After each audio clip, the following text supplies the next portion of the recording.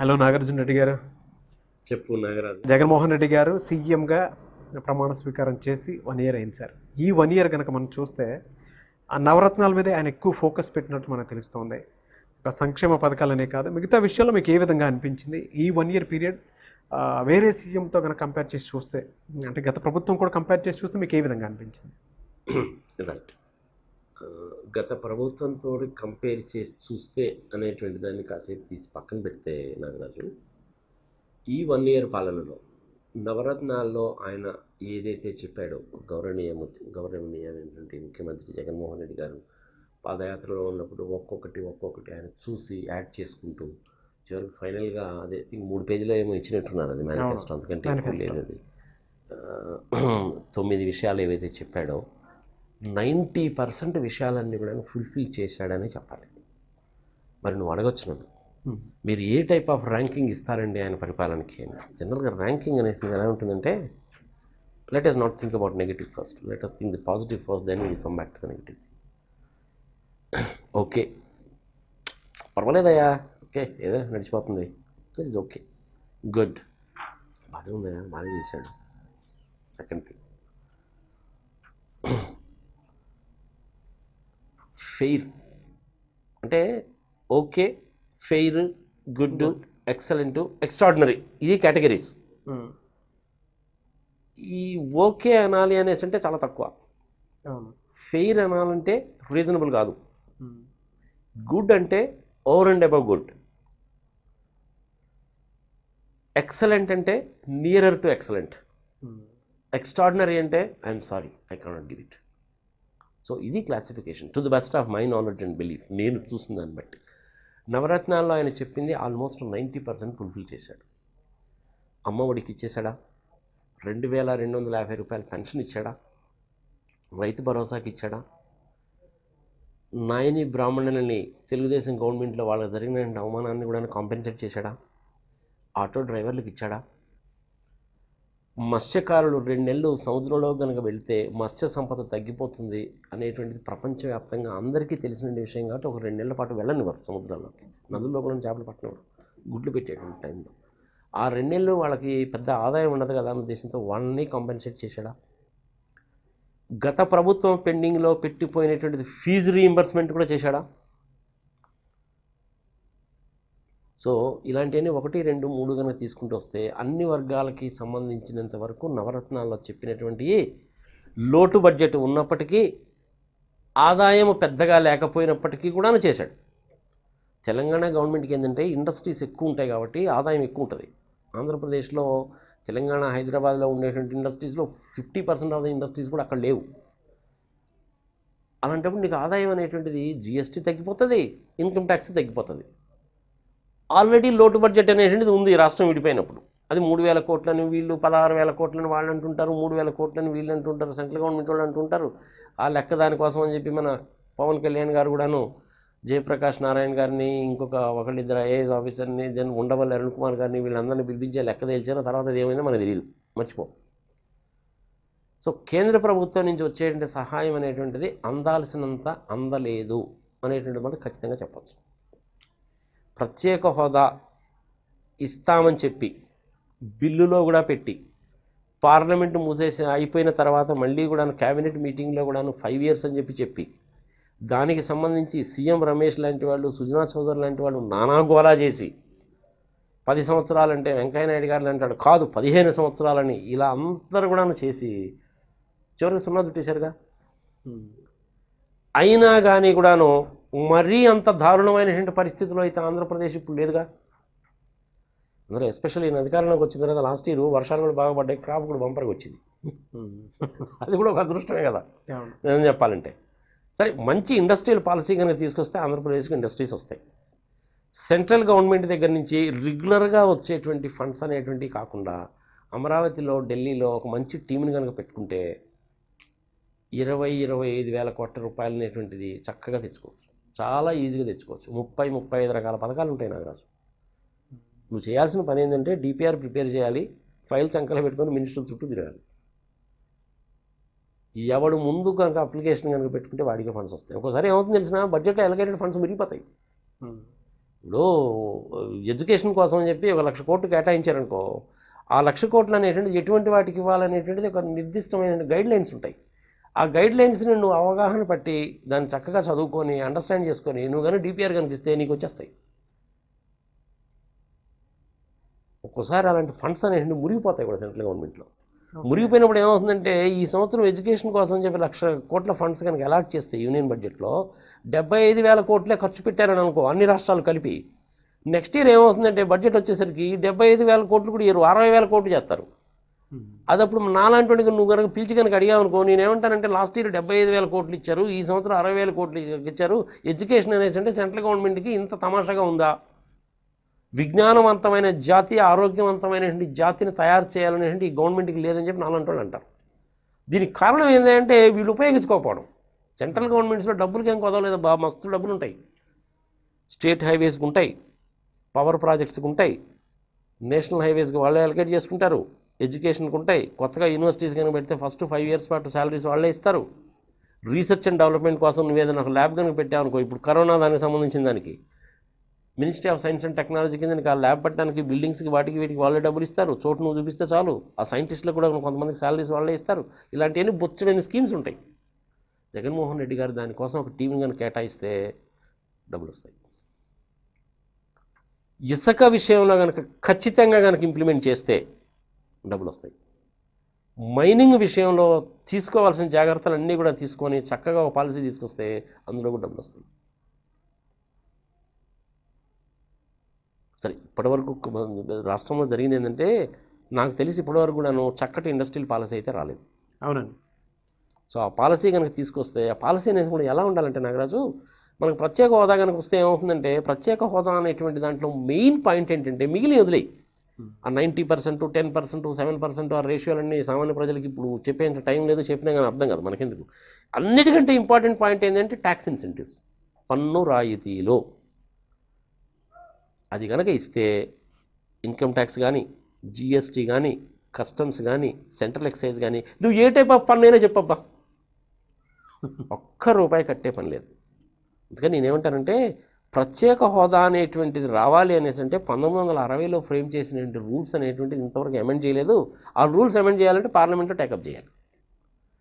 అది కుదిరేటువంటి పని కాదు. కాబట్టి మాకు పన్ను రాయితీలు ఏంటని అడగండి. 10 సంవత్సరాలకు అడగండి, బేరసారాల మధ్యనే ఉందంటే 7 సంవత్సరాల సీట్లు ఉంది. ఆ మిగిలిన 3 సంవత్సరాలు జగన్మోహన్ రెడ్డి గారు ఇవ్వచ్చు.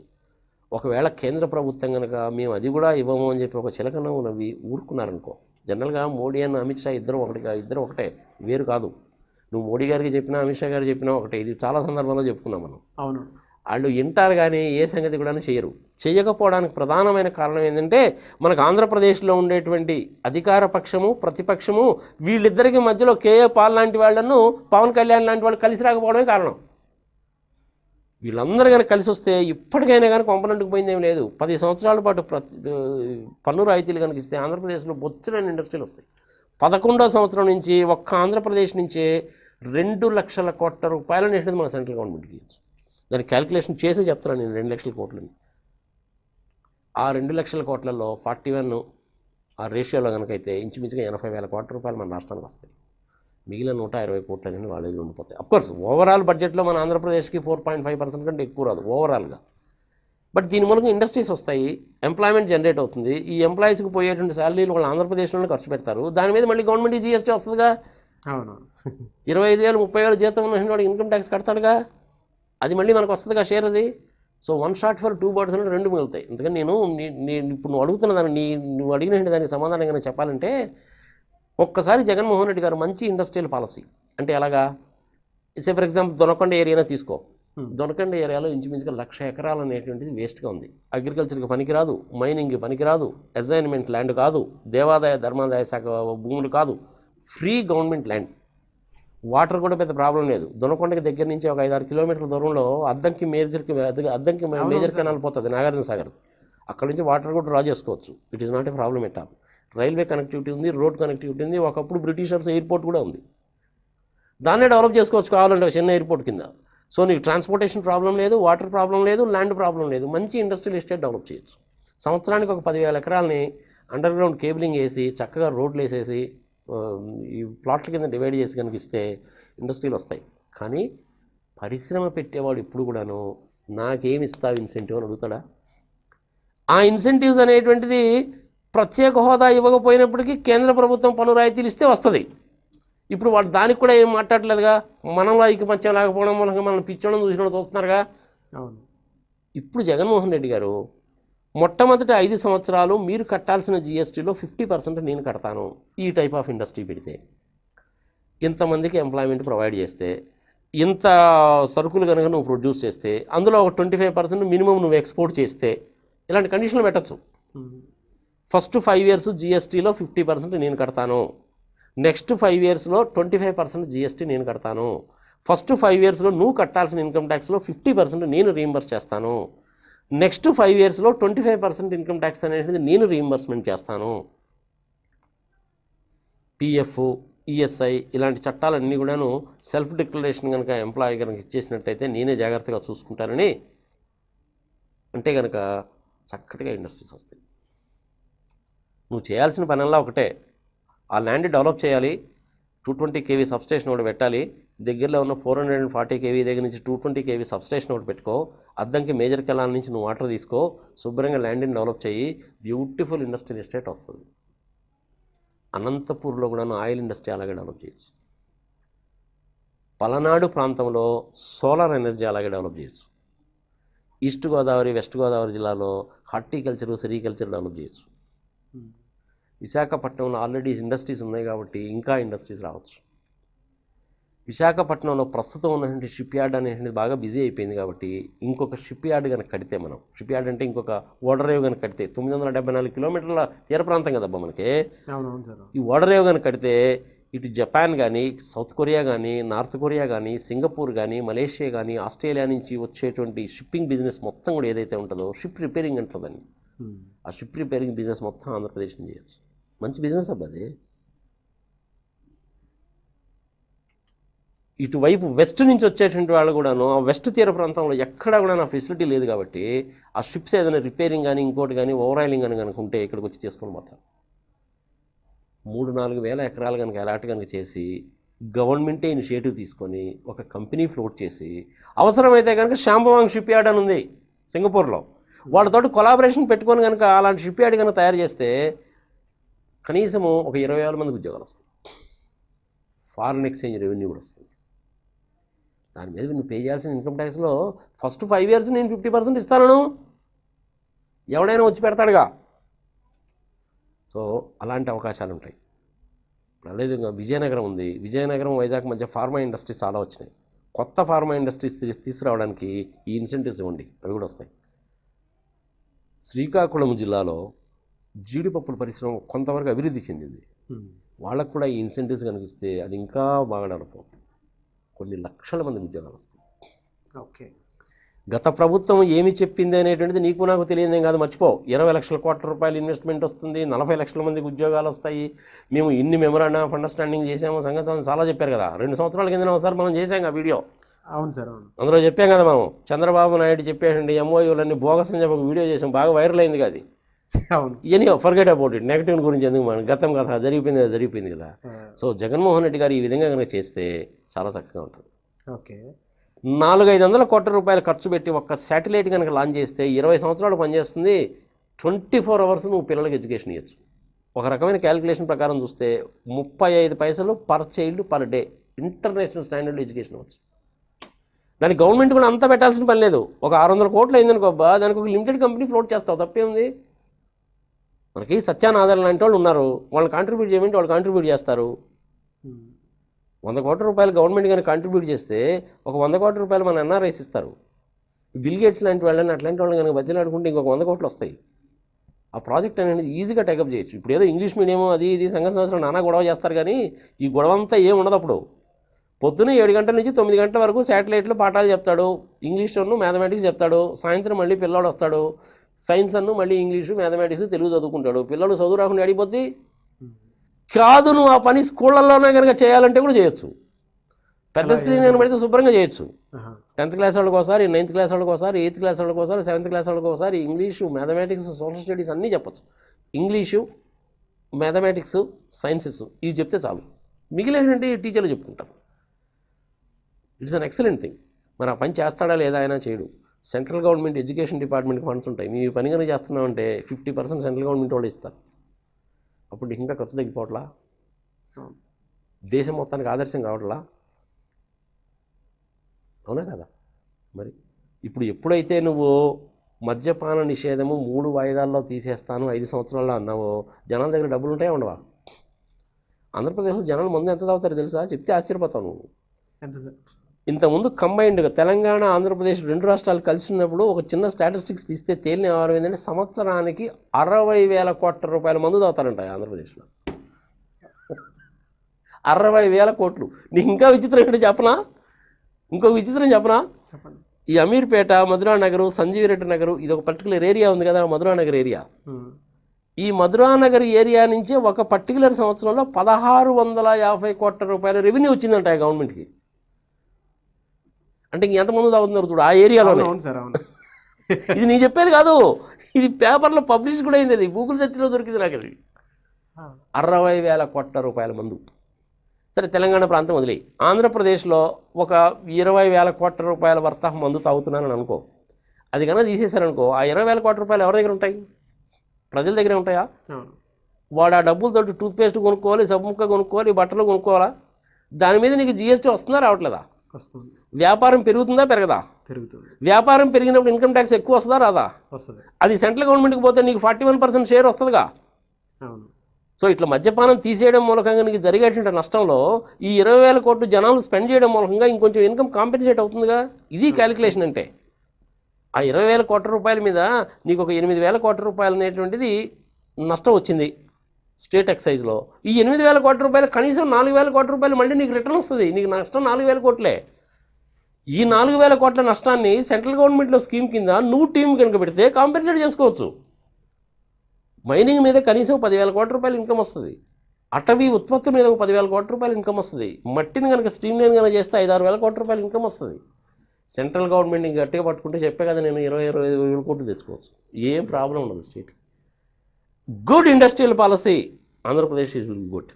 దాని మూలంగా ఏమవుతుందో తెలిసిన, ఎప్పుడైతే జగన్మోహన్ రెడ్డి గారు ఆ ఇండస్ట్రియల్ పాలసీ తీసుకొచ్చి 50% ఆఫ్ ద GST 5 years నేను కడుతున్నాను అంటాడో, సెంట్రల్ గవర్నమెంట్ పరువు పోయినట్టేనే కదా. అవును. మన అదృష్టం బాగుండి మోడీ గారు, అమిత్ షా గారు మనం చేయకపోయినా వీళ్ళు చేసుకునేటట్టున్నారు, మన పరువు పోయేటట్టుందిరా బాబు, మన పార్టీ పరువు ఇంకా పోతుంది, దేశంలో మిగిలిన వెళ్ళబడని మనం అదో రకంగా చూస్తారని మిగిలిన 5 సంవత్సరాలకి నేను ఇస్తానులే అన్నాడు అనుకుందాం. For example, let us think in a positive way. బెటరేగా. కానీ సంక్షేమ కార్యక్రమాల మీద ఎక్కువ ఖర్చు పెట్టారు, అభివృద్ధి కార్యక్రమాల మీద తక్కువ ఖర్చు పెట్టారు. ఇది రాంగ్ ఫైనాన్షియల్ పాలసీ. ఓకే, చేయకూడదు. కానీ ఏదో నవరత్నాలు అన్నాడు, చెప్పాడు, సంఘ సంవత్సరం చేశాడు, బాగానే ఉంది. కానీ 100 రూపాయలు స్టేట్ గవర్నమెంట్ బడ్జెట్ కనుకైతే అందులో కనీసం 70 రూపాయలు అనేటువంటిది గవర్నమెంట్ ఎక్స్పెండిచర్ కింద పథకాలకు ఉపయోగించుకోవాలి. కానీ కనీసం 30 రూపాయలన్నా పోతురెడ్డి లాంటి ప్రాజెక్టు కట్టడానికి, వెలిగొండ లాంటి ప్రాజెక్టులు కట్టడానికి, స్టేట్ హైవేస్ వేయడానికి, స్కూల్ బిల్డింగ్లు కట్టడానికి, గుంటూరు జనరల్ హాస్పిటల్లో MRIలు కొనడానికి ఉపయోగించాలి. Okay, that is the right budget. ఇప్పుడు మన ఆంధ్రప్రదేశ్లో జరిగింది ఏంటంటే 10 to 12% కూడా కనపట్లేదు. ఇంకా 4 సంవత్సరాల టైం ఉంది కానీ నీకు ఉంది. ఇప్పుడు మొదలుపెట్టండి అది. ఇక మీదట మళ్ళీ సంక్షేమ పథకాలకి ఎటువంటి ప్రామిసులు చేయబాకండి. ఇంతవరకు చేసినంతవరకు చాలు, ఇంకా చేయబాకండి. ఎక్స్ట్రా ఇచ్చేటువంటి లెక్కలు పర్ఫెక్ట్గా ఇవ్వండి. స్టేట్ గవర్నమెంట్కి 2 లక్షల కోట్ల ఇన్కమ్ అనుకుందాం ఫర్ ఎగ్జాంపుల్. అదే సార్. అందులో 80,000 కోట్లు అనేటువంటిది మన స్టేట్లో వచ్చేయండి GST మూలకంగా వస్తుంది. మైనింగ్ మూలకంగా 10,000 కోట్లు వచ్చింది. అటవీ ఉత్పత్తుల మూలకంగా 10,000 కోట్లు వచ్చింది. ₹1,00,000 ఇన్కమ్ కనపడుతుంది నీకు అక్కడ. ఇంకొక 10,000 కోట్ల రూపాయలు అనేటువంటిది ఇసుక మూలకంగా వచ్చింది అనుకుందాం.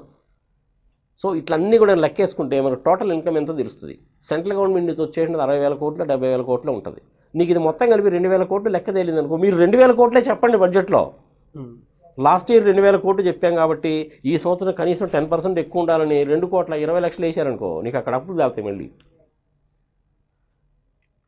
దాని మూలంగా మనకి FRBM యాక్ట్ కూడా ఒకసారి ఇబ్బందికరమైన వాతావరణంలో పడతాం మనం. అసలే ఇప్పటికీ 3,60,000 కోట్ల రూపాయల అప్పులు ఉన్నాయి. ఆ అప్పుల మీద ఇంచుమించుగా 20,000 రూపాయలు వడ్డీ కట్టాలి. మరి 20,000 కోట్ల రూపాయలు వడ్డీ కట్టాలి. ఇదే పెద్ద బడ్డను. మరి ఆ అప్పులను తగ్గించుకోవాలంటే ఏం చేయాలి? ఇక మీదట సంక్షేమ పథకాలు ఏవి ప్రామిస్ చేయొద్దు. ఇన్ఫ్రాస్ట్రక్చర్ మీద డెవలప్ చేయండి. 5,000 కోట్లు ఖర్చు పెట్టండి, ఒక 10,000 ఎకరాలని దొనకొండలో ఇండస్ట్రియల్ ఎస్టేట్ డెవలప్ చేయండి. నేను చెప్పిన పాలసీ ఇవ్వండి, వస్తుందా రాదు చూడండి మీరు. మొదట్లో ఇప్పుడు కూడా ఇబ్బందులు ఉంటాయి, over a period of time ఇబ్బందులు తగ్గుతాయి. నువ్వు పాజిటివ్ పాయింట్స్ చెప్పండి, నెగిటివ్ పాయింట్స్ చెప్పండి అన్నావుగా, ఇప్పుడు నెగిటివ్ పాయింట్స్ వద్దాం. Okay sir. Okay, okay. Negative పాయింట్స్లో కనుక చూస్తే ఫస్ట్ కనపడుతుంది ఏంటంటే, ఆంధ్రప్రదేశ్ ప్రభుత్వం మీద ఏ కోర్టు కేసు పోయినా కానీ వాళ్ళకి ముట్టుకెళ్ళి పడుతున్నాయి. దీనికి ప్రధానమైన కారణం ఏంటంటే చక్కటి లీగల్ టీంని పెట్టుకోకపోవడం అయి ఉండొచ్చు, వాళ్ళ వాదన సరిగా లేకపోయి ఉండొచ్చు, ఇన్ఫర్మేషన్ కలెక్షన్ గ్యాదరింగ్ ఇంటర్ప్రిటేషన్ అనేది సరిగా లేకపోయి ఉండొచ్చు. Let us not blame the judges. Okay. Judges అనేటువంటి వాళ్ళు సౌత్ ఇండియా వాళ్ళు ఉంటారు, నార్త్ ఇండియా వాళ్ళు ఉంటారు, తెలుగు వచ్చిన ఉంటాడు, తెలుగు రాని రకరకాల మనుషులు ఉంటారు. వాళ్ళు నువ్వు చట్టం ఏం చెప్పింది, నువ్వు ఇచ్చిన పేపర్లో ఏముంది, ఎవిడెన్స్ ఏం చూస్తారు వాళ్ళంతే. నీ ఆర్గ్యుమెంట్ కన్నా సరిగా లేకపోతే నీ కేసు పోద్ది. జడ్జిమెంట్ నీకు నచ్చచ్చు నచ్చకపోవచ్చు. డెమోక్రాటిక్ సెటప్లో ఉన్నావు నాగరాజు, గుర్తుపెట్టుకోవాలి నువ్వు ఎప్పుడు కూడాను. ప్రభుత్వం చేసే పనులన్నీ నీకు నాకు నచ్చకపోవచ్చు, నువ్వు అనుకున్నవన్నీ ప్రభుత్వం చేయకపోవచ్చు. వయా మీడియాగా పోవాలి. వాక్ స్వాతంత్రం ఉంది కదా అని చెప్పి నోటుకు వచ్చినట్టు వాగి అడ్డమైన థర్డ్ క్లాస్ లాంగ్వేజ్ వాడకూడదు. అది జడ్జెస్ మీద అయినా కావచ్చు, న్యాయ వ్యవస్థ మీద అయినా కావచ్చు, ఒక జిల్లా కలెక్టర్ మీద అయినా కావచ్చు, ముఖ్యమంత్రి మీద అయినా కావచ్చు, ఇంకా గట్టిగా కానీ చెప్పాలంటే చంద్రబాబు నాయుడు మీదనే కావచ్చు. నువ్వు చెప్పదలుచుకునేది చెప్పు. భారత రాజ్యాంగానికి వాక్ స్వాతంత్రం ఇచ్చిందిగా, దాన్ని యూటిలైజ్ చేసుకో. అంతేగాని థర్డ్ క్లాస్ లాంగ్వేజ్ ఉపయోగించాల్సిన పని లేదుగా. జడ్జెస్ మీద, లీగల్ వ్యవస్థ మీద ఎప్పుడు కూడా థర్డ్ క్లాస్ లాంగ్వేజ్ అనేది వాడకూడదు. జనరల్గా రాజ్యాంగం అనేటిది ఎలా ఉందంటే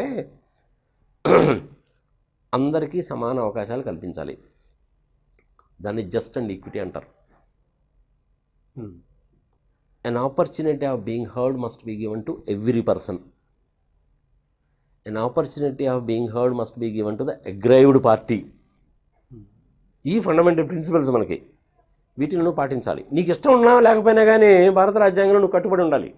నాకు ఈ భారత రాజ్యాంగం ఇష్టం లేదన్నావు అనుకో, పో నీ ఇష్టం వచ్చిన దగ్గరికి, పాకిస్తాన్ పో, ఆఫ్ఘనిస్తాన్ పో, చైనా పో, పోయి అభినయ సముద్రుడు దూకు. డెమోక్రాటిక్ సెటప్ అంటే ఏంటంటే అలాగే ఉంటుంది. 9 విషయాల్లో 10 విషయాల్లో 8 విషయాలు నీకు నచ్చచ్చు, 2 నచ్చకపోవచ్చు.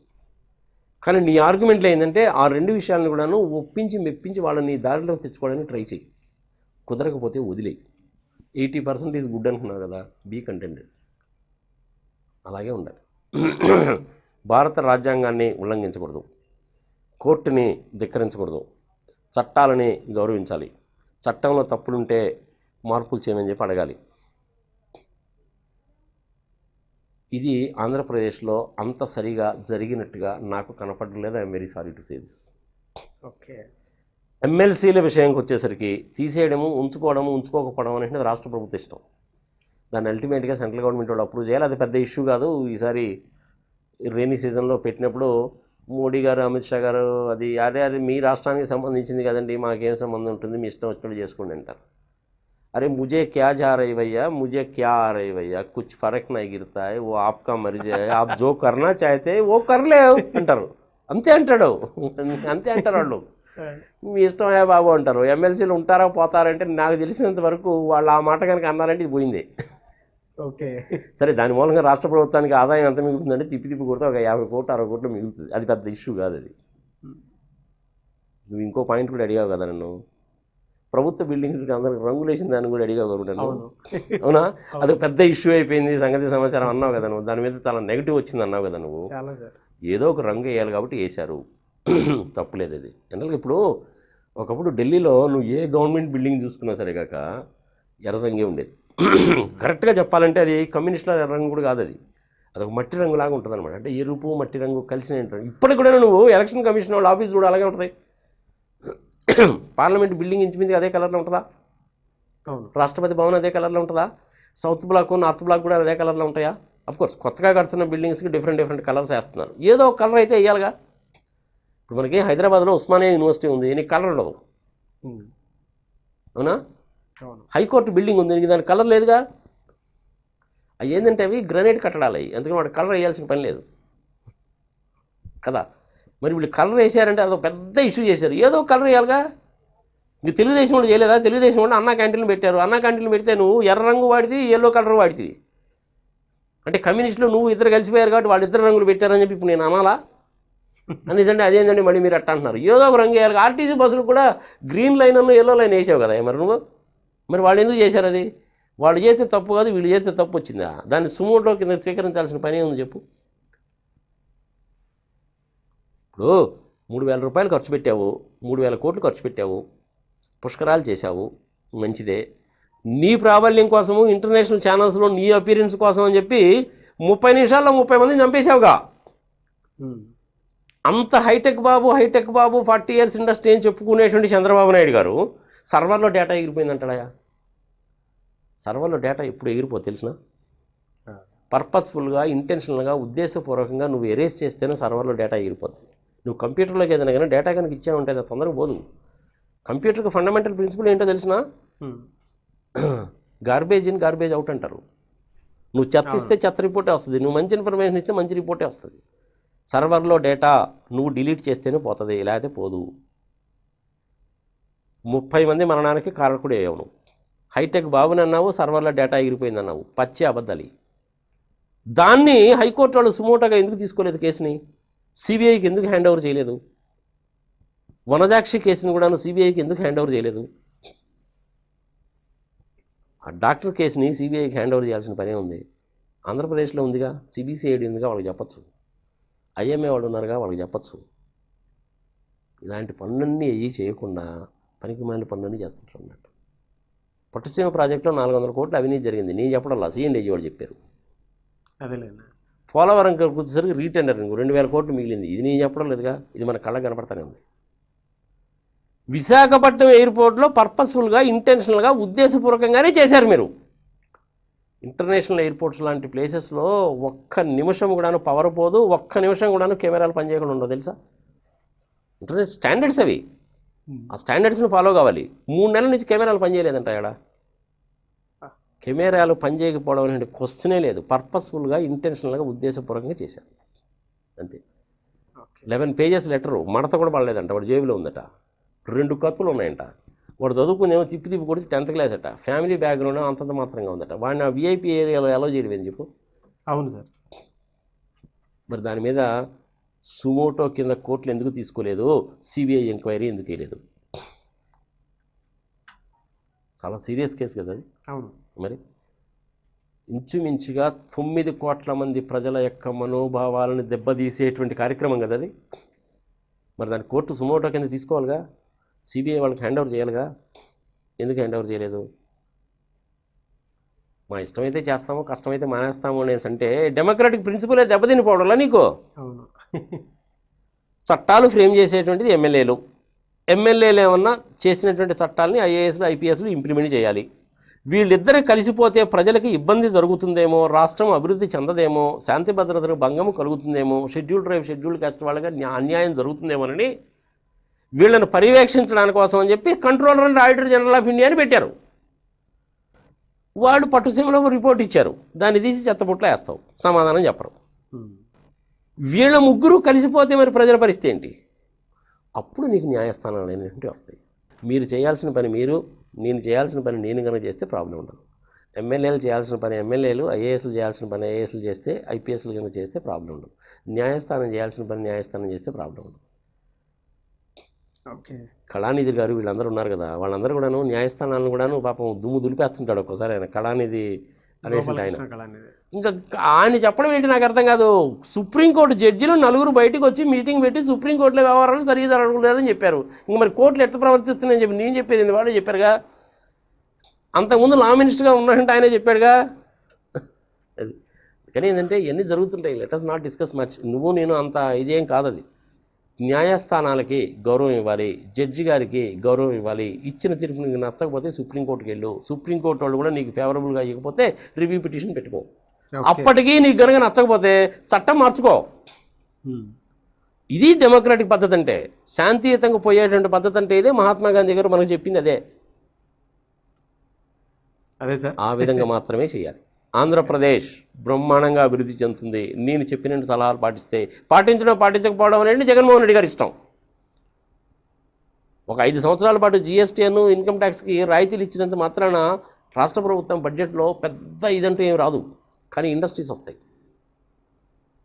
ఒక్క 10 సంవత్సరాలు ఆ పని చేస్తే చాలు. రైట్? ఎడ్యుకేషన్ కానీ, హెల్త్ కానీ, తాగునీరు కానీ, సాగునీరు కానీ, రవాణా కానీ, ఇండస్ట్రీస్కి కానీ ఎటువంటి ప్రాబ్లం లేదు. ఆంధ్రప్రదేశ్లో లేనిదేందా నీకు? ప్రతి ఒక్కటి ఉంది తెలిసిన నీకు. 974 కిలోమీటర్ల తీర ప్రాంతం ఉందా? 2 ప్రధానమైనటువంటి నదులు ఉన్నాయా? సారవంతమైన భూమి ఉందా? తెలివిగల జాతి ఉందా? ఆరోగ్యవంతమైన జాతి ఉందా? విద్యాపరమైనటువంటి జాతి ఉందా? చక్కగా వర్షాలు కూడా పడతాయా? అవునా? అవును. ఆయిల్ ఉందా? గ్యాస్ ఉందా? గెలాక్సీ గ్రెనేట్ ఉందా?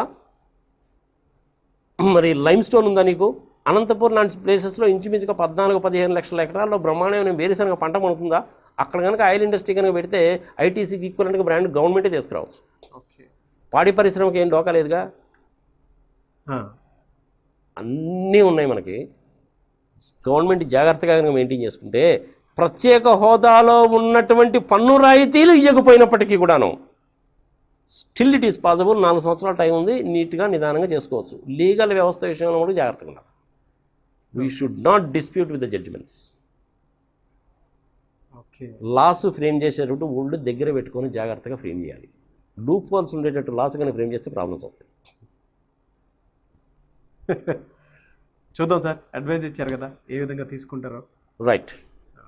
1 year పరిపాలన ఫైనల్గా చెప్తున్నాను. ఎక్స్ట్రాడనరీ అని నేను నన్ను ఎక్సలెంట్గా దగ్గరగా ఉంది. చెప్పినటువంటి అన్ని కూడా ఫుల్ఫిల్ చేశాడు. నేను చెప్పిన కార్యక్రమాలు కనుక ఫుల్ఫిల్ కనుక చేసినట్టయితే వచ్చే 4 సంవత్సరాల్లో Andhra Pradesh will become to certain extent industrially developed state along with full fledged agriculturally developed state as well as 974 కిలోమీటర్స్లో ఉన్న తీర ప్రాంతం మూలకంగా మత్స్య పరిశ్రమ కూడా బాగా అభివృద్ధి చెందుతుంది. Don't worry. మీ యంగ్స్టర్స్కి ఏందా బాబు, మా దేవుని అయిపోయింది. మీ యంగ్స్టర్స్కి బ్రహ్మాండంగా ఉంటుంది. మీరు చెప్పండి జగన్మోహన్ రెడ్డి గారికి, ఇన్ని రిసోర్సెస్ ఉన్నాయి కదండి, మీరు ఒక మంచి ఇండస్ట్రియల్ పాలసీ తీసుకురండి సార్, బాగుంటుందని చెప్పండి. తప్పే ఉంది అందులో. అదే సార్, అడ్వైస్ ఇచ్చారు కదా మీరు. Let us see that. Thank you Don't worry so about it. Much sir.